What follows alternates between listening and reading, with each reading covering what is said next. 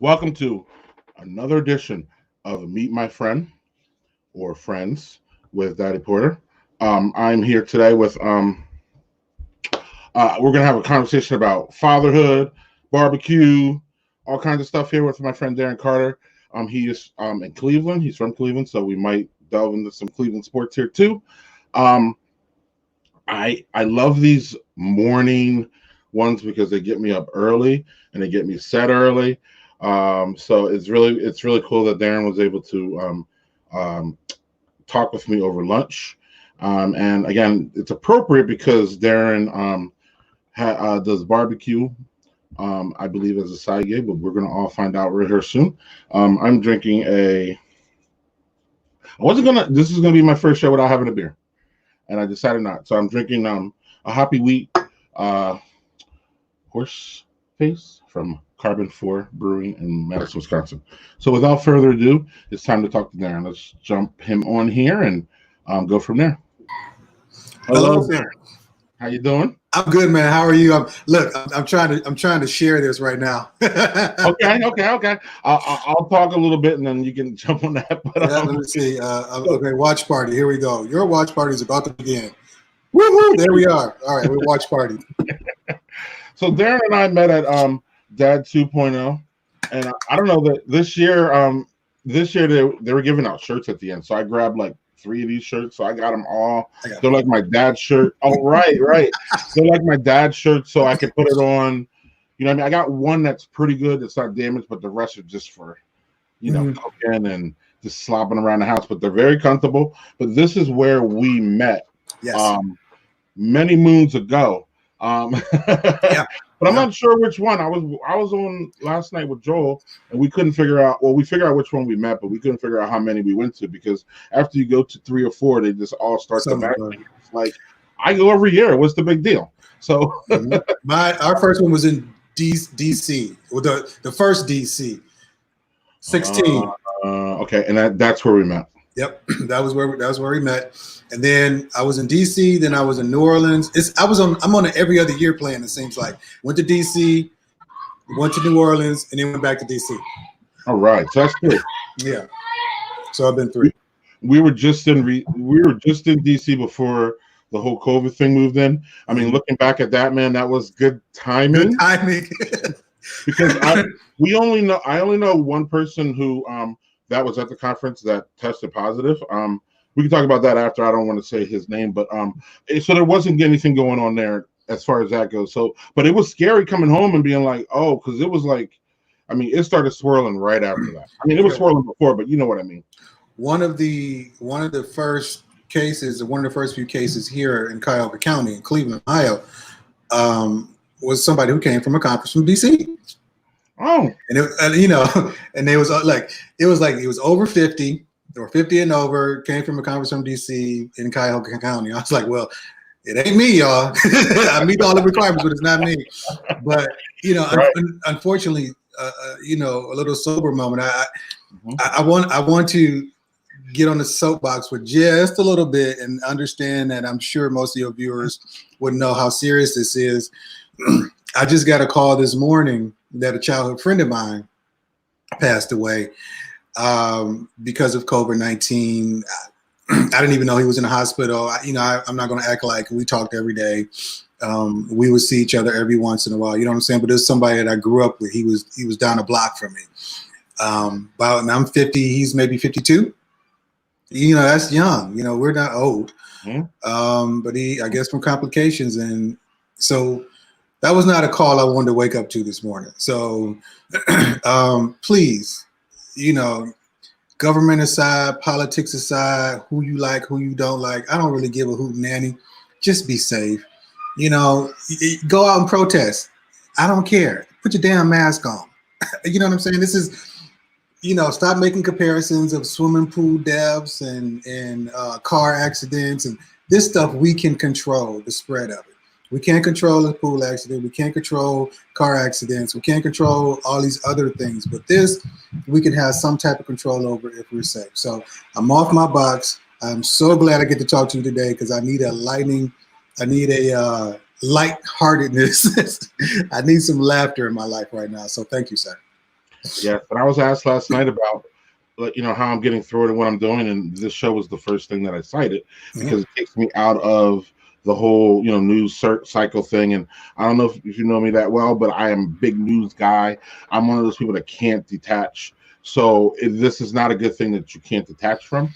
So now I got I just need to know information, Darren. Like for me, information is knowledge. So if I know something, at least I'm up on the game. I may not be able to do anything about it, but at least I'm well informed about the events that are going on. And you know the precautions to take. Yeah, but that's a double-edged sword because again, there is a line where you get too much information and it just becomes derogatory. Your head if you're not managing those things right. So back to where we started, which is Dad 2.0. Literally is where we started, and so let's use that as a jumping off point, as you suggested to me earlier, and discuss the things that you get into, which is I know first of all, fatherhood is obviously a very big, important thing for you. It's something that, in my opinion, knowing you and following you, it pretty much drives your pretty much every day. Yeah. It seems like it's a motivation for you to live. It's a motivation for you to strive to be better. I don't know if you want to talk about that, and then kind of include, because again, a lot of people, especially in this time, Darren, a lot of people don't see fatherhood as I wouldn't say a motivator, but people don't. Fatherhood's getting kind of a little bit more the fact that we're around our kids all day, and it's different, for at least a bracket of time, it's a different way to correspond with your kids. So can you speak to like where fatherhood got you as far as motivation? Like you seem, I go to these fatherhood things and I see a lot of these fathers, but to me, you're one of the ones that really uses the fuel of the engagement with your kids to like propel you. Interesting enough, yeah. And some people are kind of stunned when I say this, but I don't have any biological children. Okay. Me and my wife, it wasn't because of lack of trying, but we never conceived. But she was married. She was married previous to me, and thankfully, that worked out for me. And but out of her first marriage, she did have a young girl, a baby girl, and I knew them prior to anyway. So I had knew her as a friend before, and it just so happens, whenever that thing just didn't work out, we became close or whatever after some whatever time, but. I knew my daughter from birth. I knew her from birth. I didn't spend that time with her. I mean, she came into my life as a daughter at 5, but I knew her from birth. And I remember one day we was in church and she was rolling around. And I tell her this all the time. Not that she really cares now, but I tell her anyway. She was rolling around a little stroller thing. And I was like, you know what? One day you're going to love me. Who knew this would have happened? I mean, I didn't. It was just, just one of those things you say out to do. You're going to love me one day, little girl. And here we go. But so that, the Insta family, as they call it, which I hate, but the Insta family was my first journey into fatherhood. And I was terrible at it. I mean, I was terrible. I didn't know how to do, what to do. I wasn't even know what to do under my marriage. I was young. I was living a single life and a married life. And that's a whole nother conversation that we need to have with brothers out there. It wasn't, I know, I could question if I got married at the wrong time, whatever, however. But even though during we celebrated 20 years last year, we were separated for like 2.5, but we celebrated 20 years last year. And we found that love does win, in the end, it does win. But yeah, that was my journey, but I wasn't a really good father. I didn't know how to do things or try to do things like my dad, and even the things I didn't like, and those wasn't working, especially when you're a child. I mean, when you're a father, you have to treat each individual child differently. And I try to treat her like my daddy treat me, which is not right because she didn't have my same character trait. So junior high school, you would have not seen a number one dad cup. No. No. So you what I'm hearing is you grew into the role. Yes, and And I did by this stance. When it's about 10 years ago now, we had a young lady at the church who one of her sons I mentored. So our families kind of became close, and she ended up having an unforeseen pregnancy, a surprise one. And she's, around our age. So you go 10 years ago, we are in our 40s or whatever. So she ended up having a little baby boy. I blame my wife for all of this because the second day that he was born, we rushed out because she wanted us to be godparents because of, our relationship or whatever. My wife, we had to go see him. So we saw him on day 2. And I still blame her for that for this day. But anyway, we came and we saw, and, the mom was in the bed and he was crying in the little thing. She was just tired, worn out. She couldn't get him to stop crying. My wife tried, who's like, Mother Teresa for real. He didn't stop crying for her either. I was like, will you give me the boy, please? So I picked up the boy, had him in my arms. We looked at each other. He stopped crying. Then he smiled at me. Now, he could have had gas, which is probably what it was, the little smirk, but I'm sticking to my story. He smiled, but from that day we were connected. So this was a different relationship. We had him the first 2 weeks he was out of the hospital. I was unemployed that year, so I took care of him every day and the weekends. And even when I did get employed, I had him every weekend. For the first 6 years of his life, I was his dad. There was no G dad. I was dad.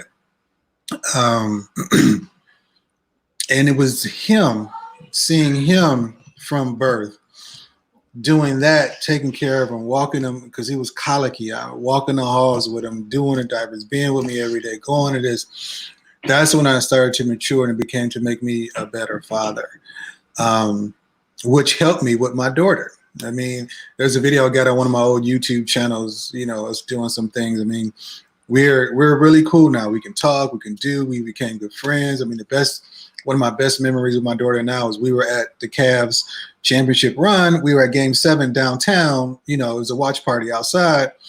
And nobody else can share that moment with me other than her, because we were there. We went to like 2 or 3 of the games or something.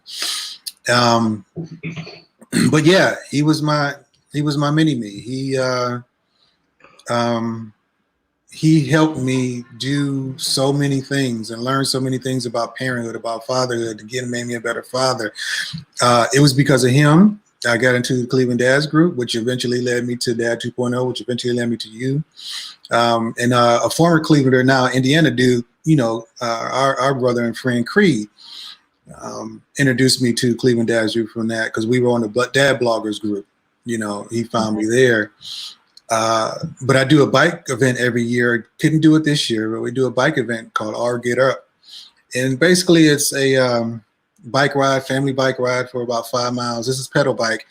And, we have a safety town and all this kind of stuff. The local police come, they show their bike maneuvers on their pedal bikes and things like that. That didn't come because I'm so wonderful. That came because we were riding up his tricycle one day on the street. He was like, and he knew I'm the daddy thing, right? Because Cleveland Dads had started by that time. He was like, hey, Dad, can't we ride bikes with a bunch of dads together? And I was like, now he's 4 at the time. Okay. He was 4. I was like, okay, sure. So what we did was I went to the local councilman, found out what we needed to do. A year later, All Geared Up was born. And that came out from a mind of a 4-year-old, not me. I just did the legwork, but that came out of a mind of a 4-year-old. So I want him to continue to see what he's done. The unfortunate thing about this is I don't see him no more. We haven't seen him for the last 2 years, basically a little two or more. There became issue and strife between the mother and our family, and then the daddy finally came back into the picture.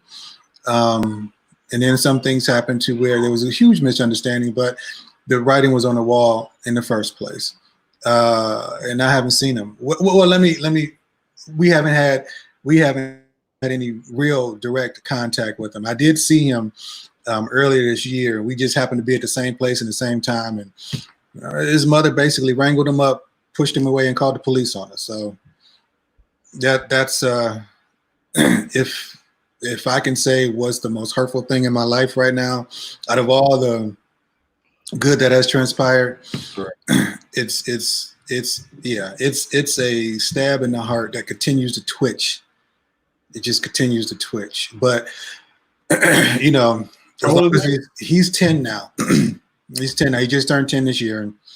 As long as he is healthy and well, you know, I do believe that he knows that we love him, and you know, God has to do the rest. He has to do the rest. But that is how that came, which also led into us fostering, and that's another story too. Fostering to adoption. So yeah, so let me jump in here quick because I don't want to there's one point that you made. I don't think you're trying to make it, but I heard it in my head, so I want to delve in a little bit about it, which is having not being a biological father, but being a father. And I think one of the myths out there, or one of the things that I think fathers have to jump over, one of the hoops, is that, you know, we didn't give birth, so how do we have a connection with this kid? Or I'm working a lot, and I'm working a lot, and I don't get to see my son and my wife that much, and I don't feel I have a connection with my son. And these are people who have, you know, biological kids who, and I'm sure you may have heard this through the dad verse, where there's some dads who feel that they struggle with a connection with their kids. And what I heard from you is that that doesn't matter. You didn't say that, but I'm extrapolating what I heard from you. A, that doesn't matter, and B, it's just more about your intent and about how you develop a relationship with those kids. So can you go in a little bit deeper than that, or you know, how do you see that whole thing? Because again, you come from a different angle. I come from, you know, I have biological kids, and I'm trying to, you know, keep that bond going or start a bond. And I'm an at-home dad, so I'm different from the fact that, like, I always say, this is a joke. Don't make it more than a joke. Me and the lady always say she had these kids and then just ran away.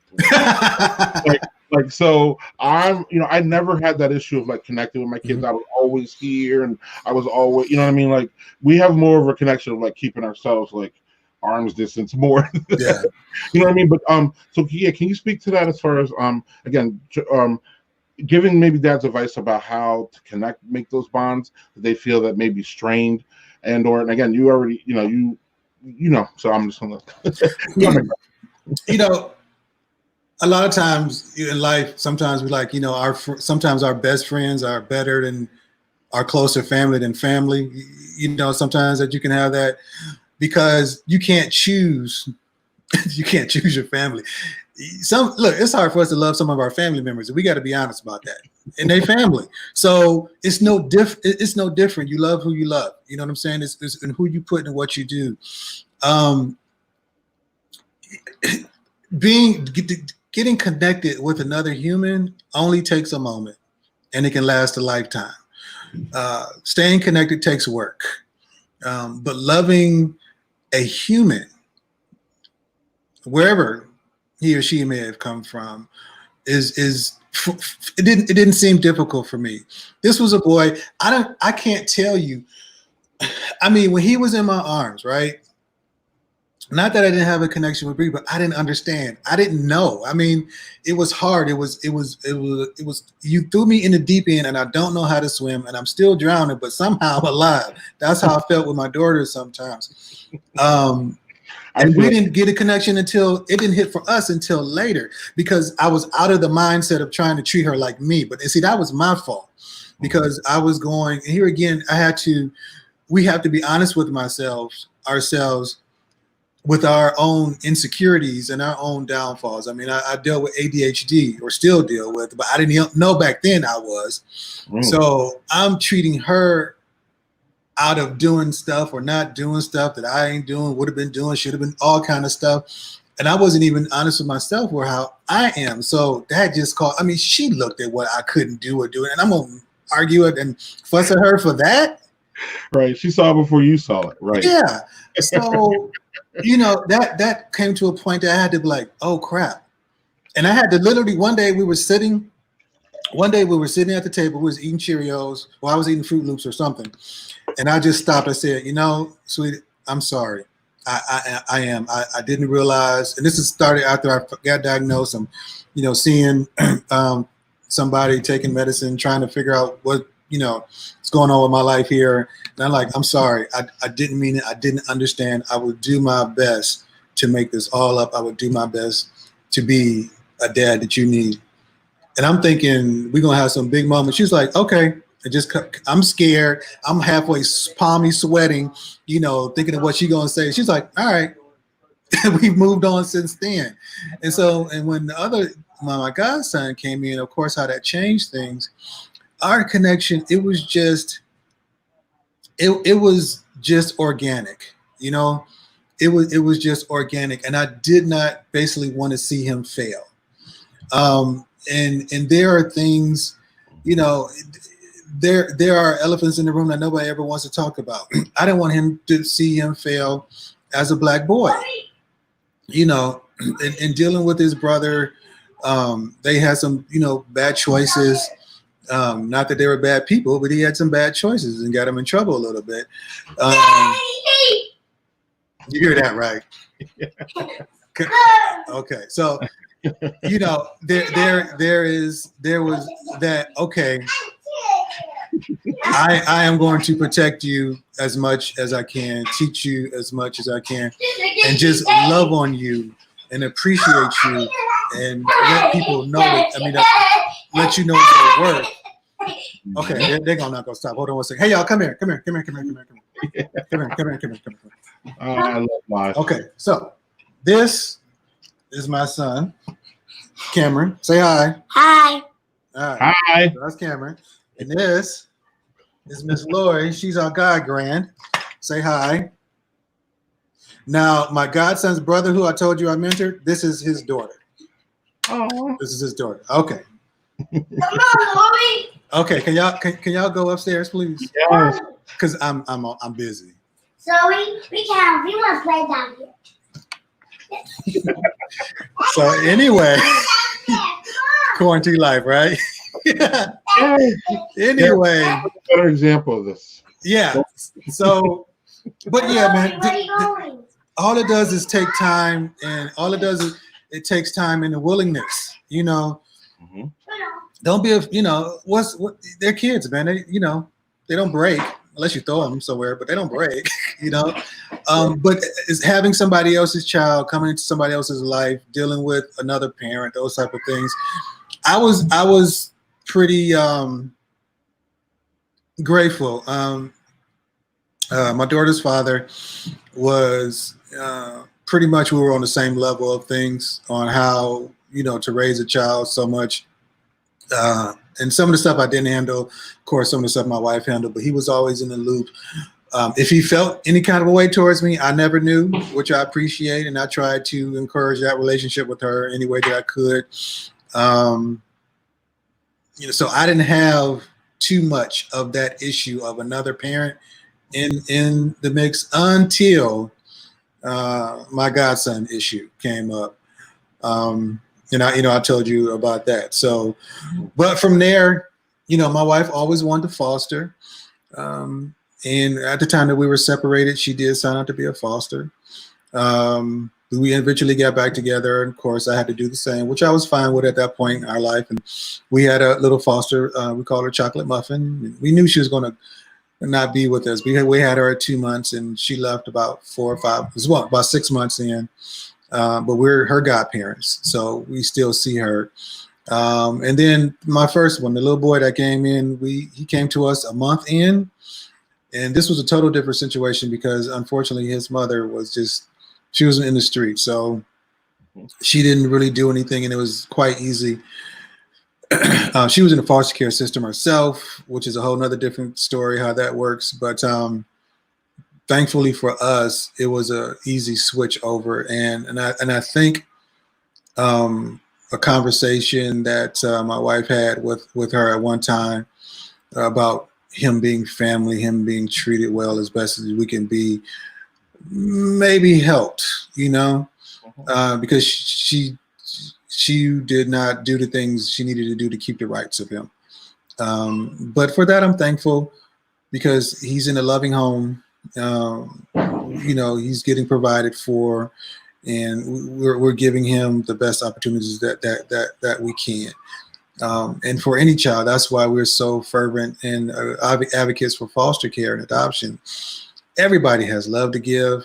Everybody has something to that a child needs, and there are so many children out there that need shelter, that need love, they need caring, they need imparted into, they need the reassurance that they are somebody, they can be somebody, and all you need is just a good firm foundation.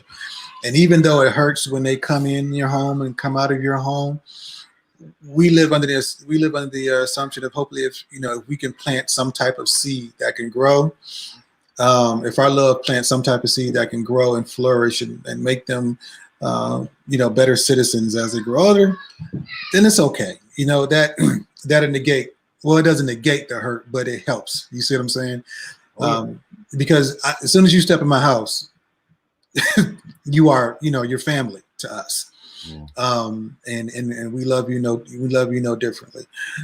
So yeah, that means you do our rules and all that kind of stuff like anything else, but we don't treat you, you're not this, you're not that. You're our daughter, you're our son, you are our child, and you will get the curses and the benefits of it, what everybody must say. So, and that's just how we look at it, especially for kids, because they need that. And I know there's a lot more people that think my way and our way, but they're just scared to take that jump into foster care or adoption because of the horror stories they heard. And I think a lot of people, yeah, it hurts when you get attached and they leave. But think of what you imparted into them. Think of what you've given them. And, you never know how that's going to carry out into their lives. And just sometimes people need that sometimes some teenagers, some kids, they just need that one stone of foundation firmly planted, and they can just add pieces to the rest. So, I wish more people would do that. So this is my another soapbox in petitioning people to, call their local foster care agency and adoption agency, open your homes, open your hearts, because there are a lot of children who need it. We need to stop having foster care children go from foster care to jails, especially in the Black community. We need people to go to foster care, to foster homes, to adoption, to productive, loving citizens. So, if you have it in your heart, if you thought about it, if you teetered, say this backball man was on the Daddy Porter show, and he said, you know what, you can do it, and go do it. Yes, sir. And I can see by this last little snippet of our show here, I can see why my man over here won and continues to be honored for his work in whether it be community service or whatever. So I'm proud of you, man. I don't know if you want to speak a little bit about this. Yeah, I don't remember. Which one was that for? Great. No, again, we won some award here in Cleveland.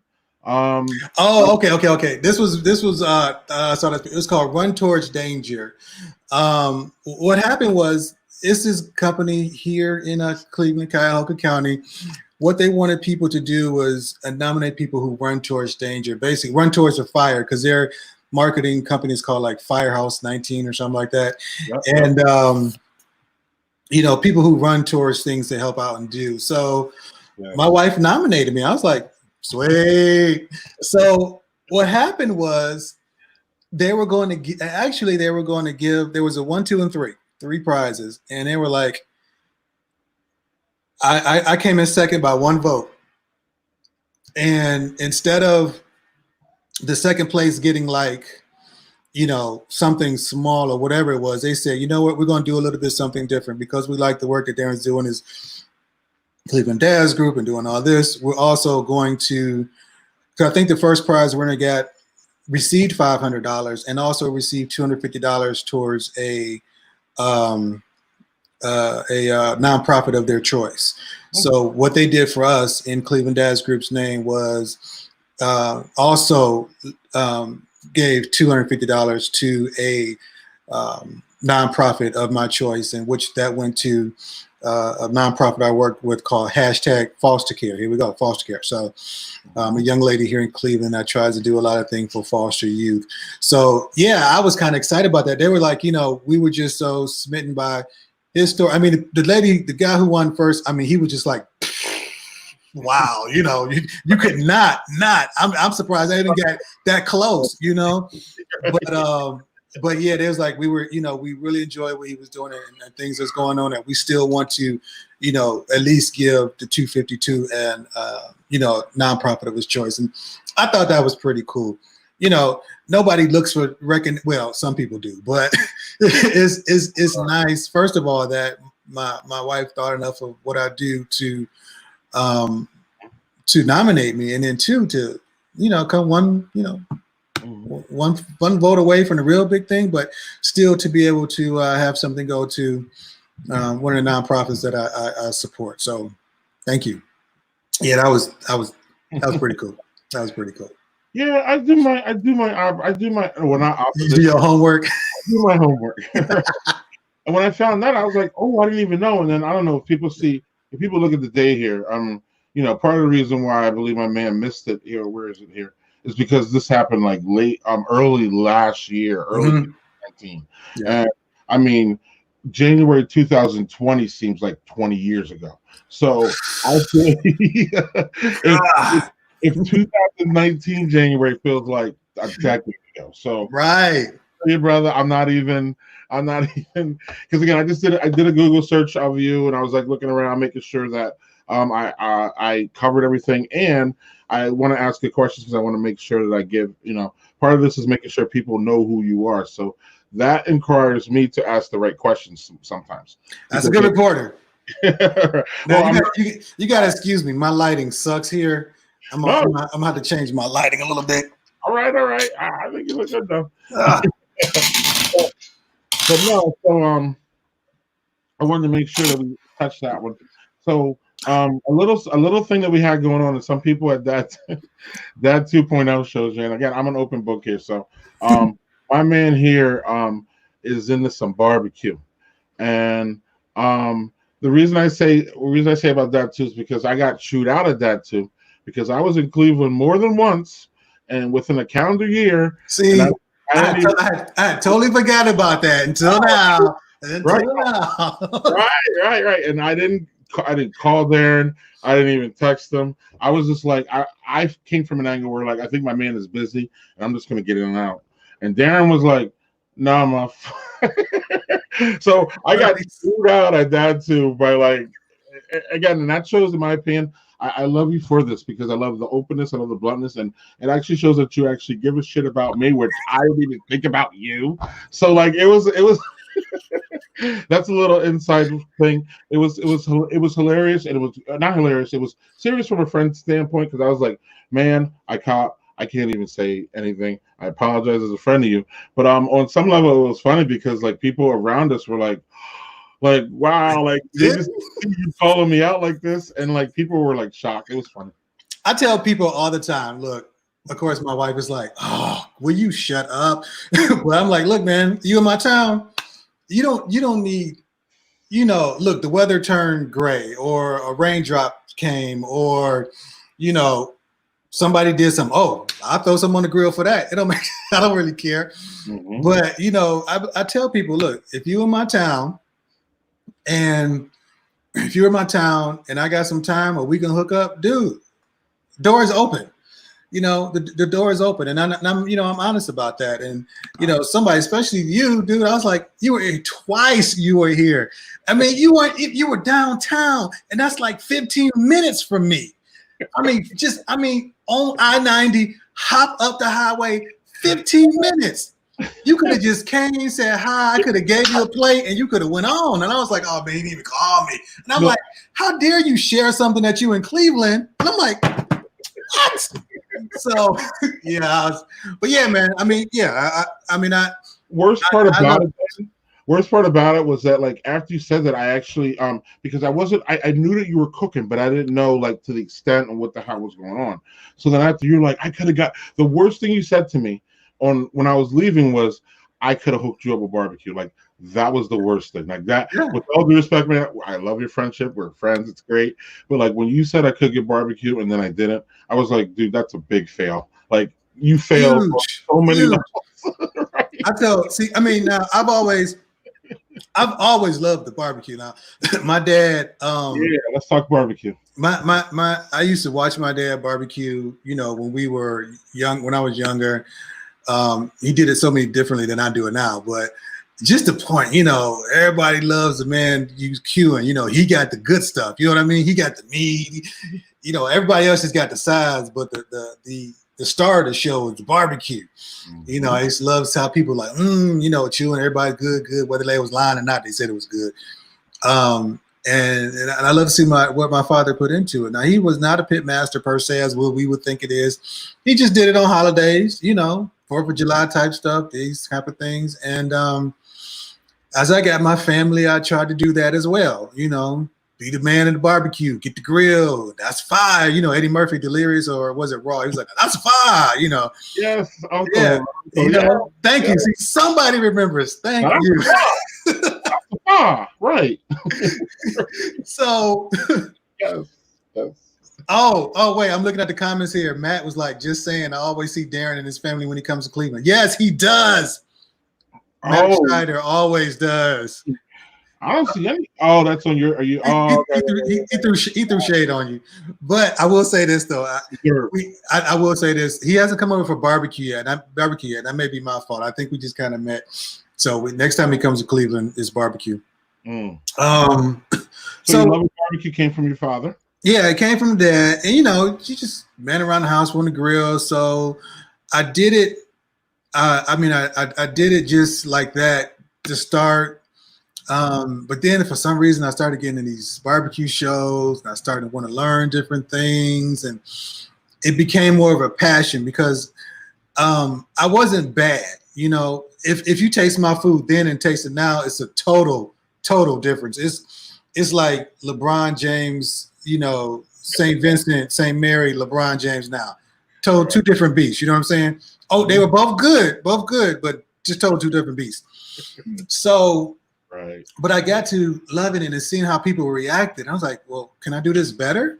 You know, and I would see different shows like, oh, what's this method? And they do this like this. Well, let me try that. And it just started to grow and it started to grow. And like some of the rub that I use for my pork and my ribs and stuff. I mean, it took me like 2 years, two and a half years to create a mix that I liked. That's like, boom, you know. My sauce, it took me about the same amount of time or a little less to try to figure it out. It took time, it took work. And then as people would come, I would share my barbecue and people would like it. I'm like, I wonder if I sell barbecue, would people buy it? You know, of course, my family were big supporters, my daughter especially. And oddly enough, my landscaper, because he'd be mad because every time I come over, he's barbecuing. He's like, we're not going to be able to get some of this, so blah, blah, blah. So about a year and a half ago, no, it was about a year ago, I said, okay, I'm going to sell some barbecue rib dinners. You know, I talked all this smack. Let me see if people will buy it. And they did. The first time we sold out, it was about 50 or 60 dinners. And I was like, cool. So I tried to do that once a month, and that was pretty cool. And then we had a church banquet, and my pastor's like, "Hey, can you cater this? Can you do this?" I was like, "How many people?" You know, and because it was our church, we said, "Sure, we'll try, we'll do it." You know, and that didn't turn out too bad. So and I said, I promised my wife. I said we will never do this again. And then I reneged on our promise. I said, let's start a business. So we started the business, and we haven't been doing that much right now, obviously because of the COVID. And it's really, I mean, as you know, I'm a steel worker, and my work is taxing. our schedule is crazy. So I don't have a consistent, okay, this Saturday we're going to do or whatever. You know, I have to do them so my schedule allows. And right now, because of the COVID-19, I haven't sold dinners for a while. But we set up shop to, you know, to be a home catering business. And then do you do, are you like into these pop-ups, or were you into them? Or well, mostly everything was, you know, we did out of the home. You know, basically curbside type thing, the way to start out. But we were going to be moving into, now I think in the next couple of years, I'm going to be getting some type of vehicle or truck that we can do those type of pop-ups and stuff. Oh, you know, food truck. Mm-hmm. For a food truck, food trailer, something of that. Sure. Yeah. Mm-hmm. I don't know, mobile food. Some of the best food moves on wheels. So I know people don't feel that, but like I love food trucks, man. So we don't, you know, we're not Portland or we're not Seattle or whatever, but you know, we got some pretty good, we got some good eats here in Cleveland. There's a lot of competition. I ain't gonna lie, you know, but I'll put my ribs up against anybody. I don't give a hootenanny. Matt has made a comment. Apparently, yeah, I wasn't ready to share, Matt. Sorry. It wasn't perfect. It just I don't think I was selling at that time. Matt was ready though. Yeah, don't worry. I got Matt next time for sure. But yeah, so you know, like hopefully there's I think if it's still going on, there's a wedding we may be able to do up and coming. There's some other events we may be able to do up and coming.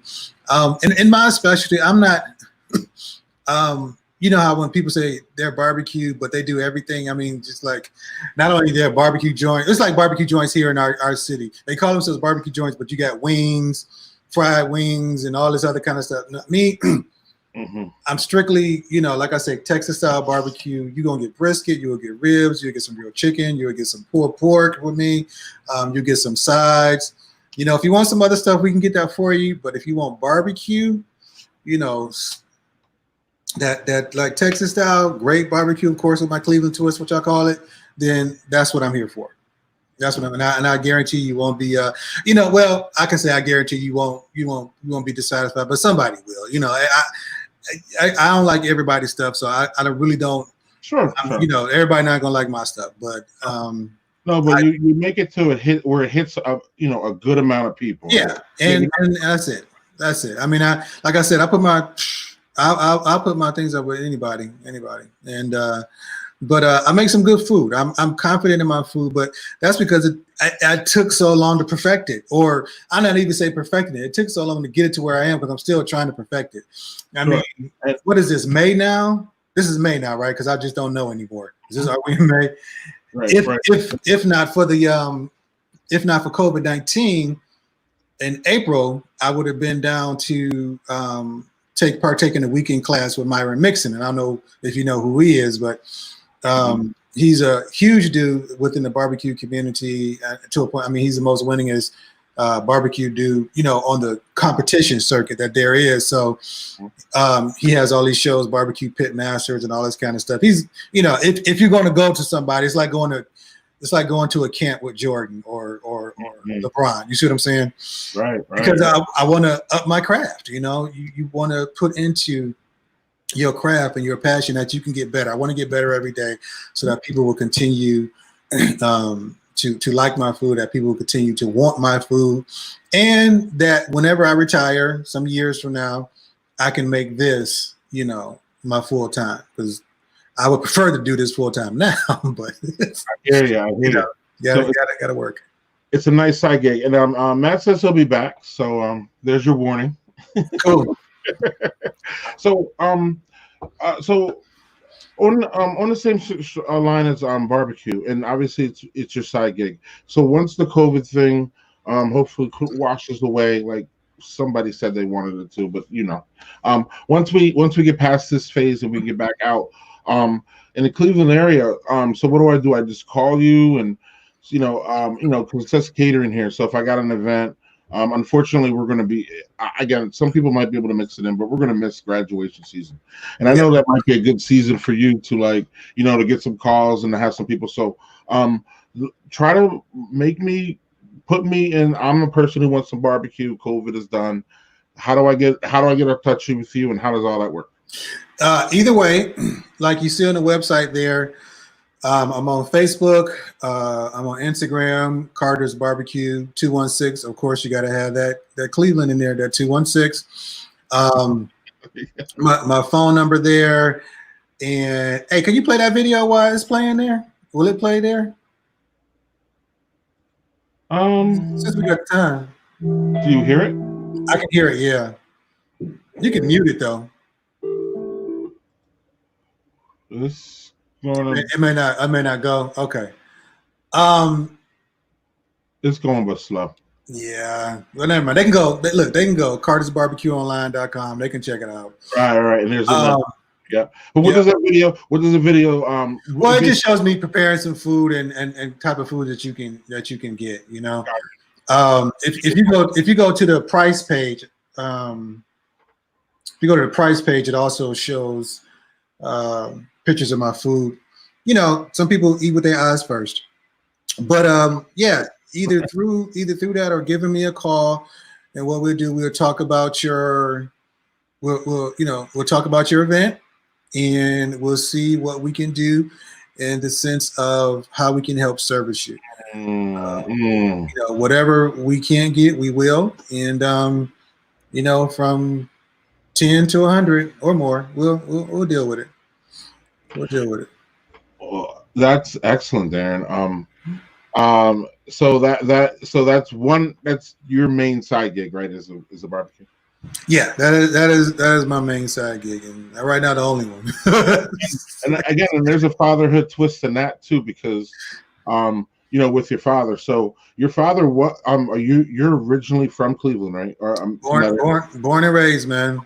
So then, as the website says here, you ended up having an affinity for Texas barbecue specifically. I don't know if you want to go into that, or is that something that you grew into? I grew into that because I like the dry rub sense. I mean, okay, like when my father used to do it, this is how we used to do it back in the day. I mean, to get stuff tender, it was always low and slow. Nobody, you know, if they knew about low and slow, it wasn't something that you would do in your backyard because you didn't have the time to do it, you know? Mm-hmm. So they were like soaking in vinegar overnight. I remember preparing the ribs, you know, cleaning them, soaking them in vinegar overnight. That would get them tender because you would do a hot and fast right over the coals, just continue to flip. And, you know, they would season it up some little, you know, seasoned salt, pepper, maybe some garlic, a little bit more, you know, not really into it. But as I started to venture out and I saw these other, you know, like I'm saying, looking at some of these shows, you know, YouTube University is a wonderful thing. I found out the practice of low and slow. I found out the practice of the Texas style dry rub, you know, simple ingredients. And I'm like, I you know, after playing with this and after playing with that, I liked the product better using kind of that type of method. I don't know nothing about stepping foot in Texas. I don't even think I've been to Texas a few times and never had Texas barbecue. So it's not like I went there and I said, oh my God, I loved it. Right. You know, but it's different. I mean, I tried, you know, the Kansas City type, the Memphis type, the little vinegary. You know, my paste is more, you know, tomato based. It's not vinegar based. Right? Don't they get into mustard in Carolina? They do the mustard, and I don't do that much either. You know, right. You know, just give me the tomato base, and let me doctor it from there. Right. So I have a few different styles that make mine, and that's what people do. You take a little bit of here, you take a little bit of there, and you make it your own. You make it your twist. When you first get into barbecue, though, when I mean you, not you, I mean normal people. Normal people just see barbecue and they don't understand the levels and the layers and the diversity in the whole thing. I've actually found that because I do a lot of traveling with brewing. You know, I travel around and go to breweries and stuff, or I used to when it was a thing. Right, but I didn't. Darren, I didn't understand the difference between Kansas City and Carolina until I was like in Carolina and I was at a barbecue place and I'm like, oh, and again, not that it wasn't good, but it's just different. Like you said, it's not. It can be for your palate. It can be better or worse. You know, people are like, oh, I like Kansas City better than New York, and I like Texas better than this. And you say for me, I prefer the Texas style, but I didn't know the regional nuances of barbecue. So I think that plays a lot into it too, Darren. When you say there, like I can't hit everybody or not everybody likes my barbecue. I think sometimes like maybe people prefer the Kansas City style or they're from Yeah. Kansas City and they're like, oh no, this ain't my gig, or they come from North Carolina and they're like, I'm used to the mustard based barbecue sauce. So I don't know if you want to speak to the regionality of barbecue and how that affects people's vision. There are, yeah. It's just like fine wines or for you, beer. I'm Yes. sure beer is regional, where they may have a certain distinct taste or a certain distinct flavor. I mean, pizza. You got New York style pizza, Chicago style pizza. You see what I'm saying? So same thing with barbecue. And to venture off a little bit to something different, well, I would love to make this the Cleveland taste of barbecue, but there are a lot of other pit masters here in Cleveland, which I can get my head down to that do very well. But yeah, we're in between. We take a mixture of them all. I would say we take a mixture of them all. But one of the things also about barbecue, and I don't know if people will want to look on. Here's another plug. I'm sorry. Darren, you there? I'm here. Can you hear me? You hear me? Can you hear me? You got me? Did I leave? You hear me? Now I do. Oh, okay. Okay. I was hearing you. But anyway, go on. We I make no apologies about my color and who I am, and I make no apologies about my background or my people's background. And I've come to an age where a lot of things I just don't really care. So barbecue is also important to me because I found out the history that we have as Black people have more. We have had more input into barbecue than what I know today. Just like when I went to college and found out that Black people did a lot more than they did, than what I saw in my history books. So on Facebook, there is a private group for Black pit masters, and it's called the Unknowns, Black pit masters. And what that does and what it is it's a group to, one, get the Black pit masters together, but also share the history of people. Kansas City barbecue, that style came from a man. Of course, now since I'm on the air, I can't think of his name, but came from a Black man who styled that what he was cooking. Some other people, he trained the people who made it popular. So it's like, but nobody knows that. When we look at TV now, great pit masters, we see the Myron Mixons, the Tuffy Stones. We may see Big Mo Kason, who is a Black man, but we're scattered out. When you see all these barbecue things, we're scattered out. But when you think about it, who was in the South tilling the pits of the slave masters, who were doing it for their families? Who were the ones that was creating these barbecues, these slow and roasted, the roasting the pigs, the taking all these things? It was us. And they are the unknowns. They're the people that never get the credit. His name is Henry Perry. Thank you. Yep. Urban Kansas City traces its barbecue history to Henry Perry, who operated out of a trolley barn at 19th and Highway in the legendary African-American neighborhood around 18th and Vine. And there are so many more pioneers, and there are so many more people now that are into the barbecue game. And look, like I said, I'm unapologetic about it. I want everybody to know that we are here, we've been here, and you can't, this is just as much important to us than everything else. Let's just be fair about everything is all I'm asking. Sure. Well, and it goes further. I mean, I'm stuck on the Wikipedia page. Now you got me.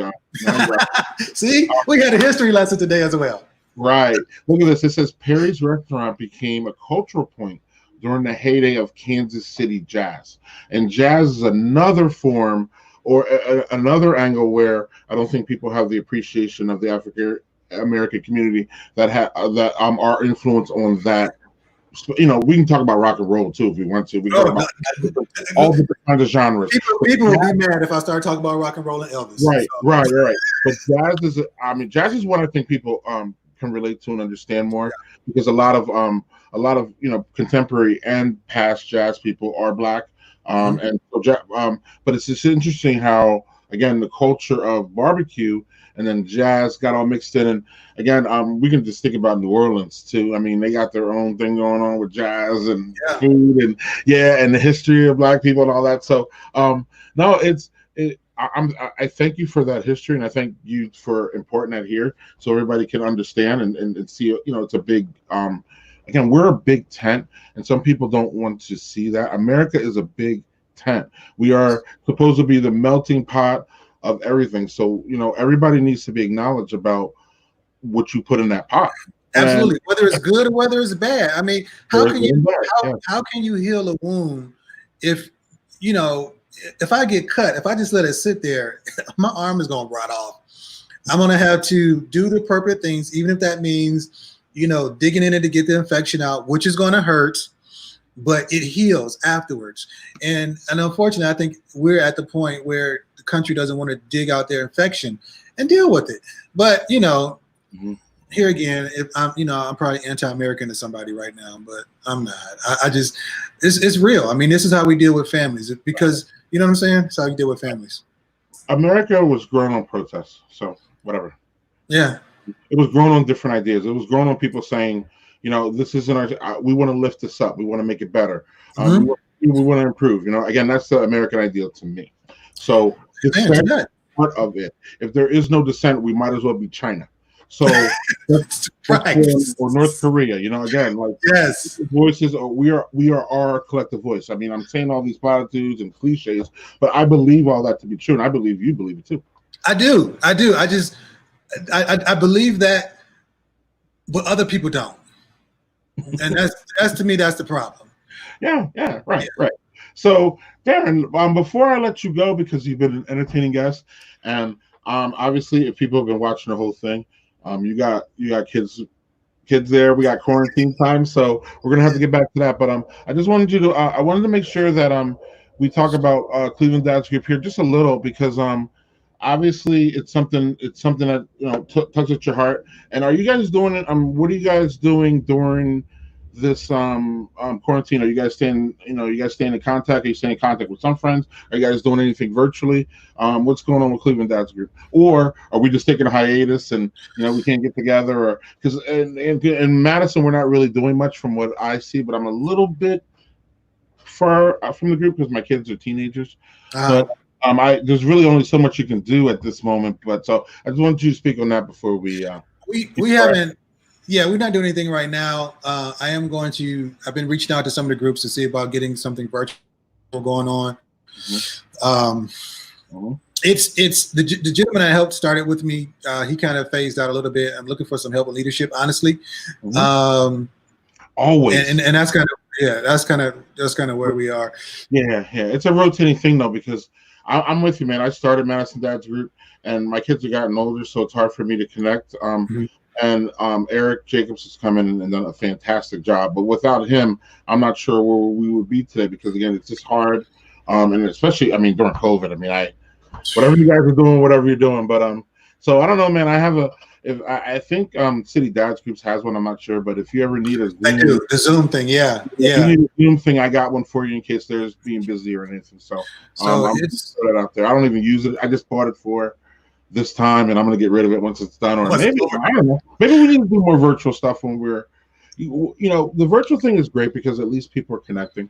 Yeah, we need to remember that once we come post-COVID, that we still need to connect on a human level to people. And going back to that fast-paced blah blah blah blah blah, where you don't even realize your life is passing you, and you go to Cleveland for 3 days and don't call your friends. So I want to, right. I want to look past. I hope part of the silver lining of COVID is that people stay connected as much as you can.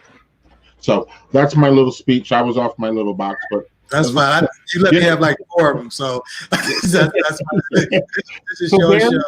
Is there anything else you want to get out there, talk about? Is there anything that we missed?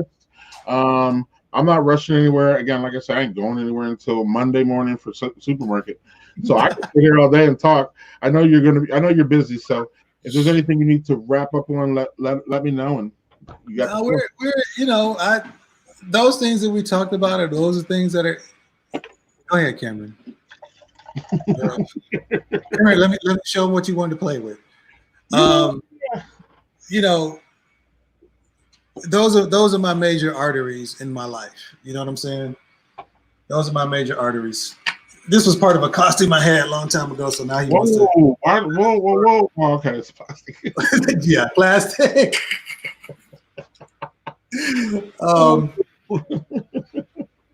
So what? So you know, it's Cleveland Dads to me. I want to make sure that gets revived because that's near and dear to me. One, because I was able to start something like that. Because here's the thing: when Cree introduced me to it and asked me about it, I was thinking of some type of group, men's dads group. Never knew the City Dads existed at the time, though. And I was like, you know, I wouldn't know how to start that in a city like Cleveland per se, and nor would I have the infrastructure. So, you know, what Matt and Lance had in place was just like, wow, okay, yeah, that helps.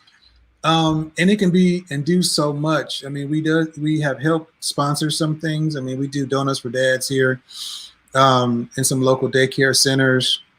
Obviously, we can't do that now. One of the things we were going to start was doing during March, which really turned mad. We were going to do readings, you know, where, you know, have dads read to their kids the whole month, you know, books and different things. But that's going to get pushed off until we can kind of get back. You know, it's dear to my heart. I just need help, you know. And we'll get it because Cleveland is primed and has a great potential. I mean, there is a dance here, father-daughter dance that we also helped sponsor at one point, that a young lady gives, and it is comprised of maybe about 500 dads each year that come out with their daughters. Most of them are, you know, African American descent. 99.9%, well, 95% of them. And the point that I'm making there is a misnomer, and this is one of the things what I liked about the Dads group as well. We're not that 1960s sitcom dad. Oh, bumble. I can only just go to work. I can't fix the hair. I can't do this. Oh, my wife has to do everything. We can be nurturers. We can do the hair. We can do all that. We can take care of our children. And people need to see that. That's why I was so thankful that we found City Dads groups, and all of, you know, the dads groups that we have across the country. What is it, about 39 of us, 40, 50, whatever, all the way from the east to the west coast, north and south.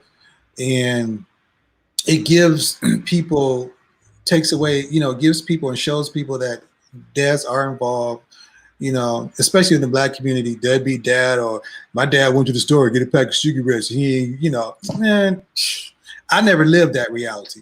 You see what I'm saying? My dad was always with my friends. A lot of my friends, they never lived that reality. So, you know, I'm not saying that it's not a reality, but there's something else too. And it's never shown in the media. It's never shown on TV. It's never shown within the newspapers. So groups like this, City Dads groups, even in this, you know, as a Black Fathers group that I think both of us are part of on Facebook, that's like 65,000 Black dads. 67. And I am now an admin of that group. Are you? Sweet. So how can you denounce that? Are we all perfect? No. I mean, what dad is, what human is. But do we have the basic confines of loving our children, wanting them to succeed? Yes, we do. We may not be in the house. Some of us aren't. And see, here's another thing. Here's another soapbox. I am sick and tired of people. You know, there's a difference between being a single mother and a single parent. If your child has the input financially, spiritually, emotionally, and physically, you ain't a single mama. I'm sorry. If that child, just because he's not in the home, and that's because y'all two, it's not the child's fault, it's because y'all two. Mm-hmm. If a father or a man is imparting into that child, you are co-parenting that child. Mm-hmm. It's simple enough. Simple enough. And just because it's just as many white dads out the house as there are black dads out the house. It's just like, hearing in the NFL. Did you know Tom Brady was a baby daddy? Did you know that? Tom Brady? I actually did, but yes, go on now. Most people don't.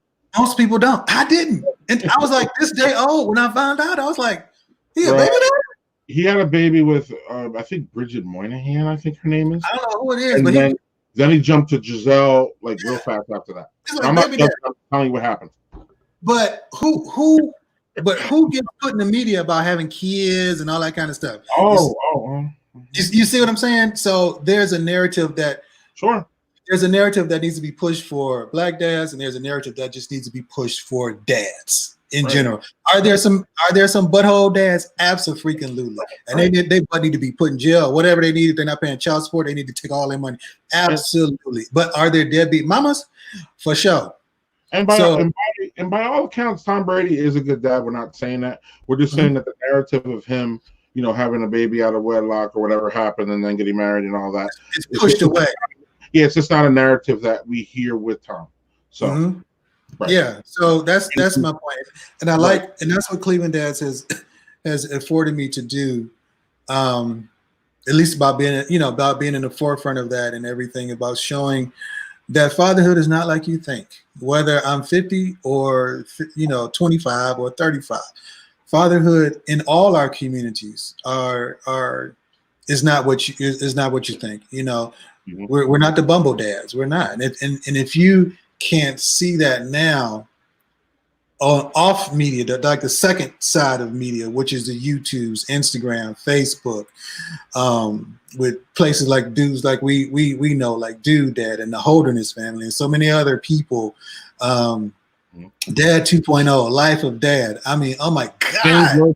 Fatherhood is lit. Yes. And look, there he is right there. All that, right.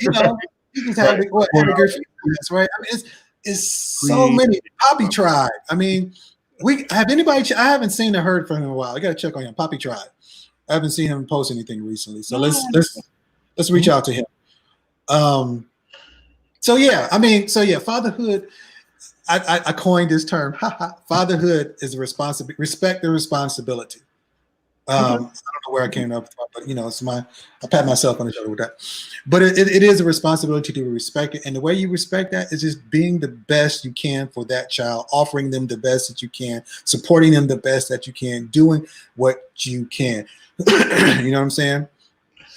Yes, Darren. And on that note, I'm gonna let the mic drop that. No, I'm serious. I like to end on a really good note, so that's a really good note.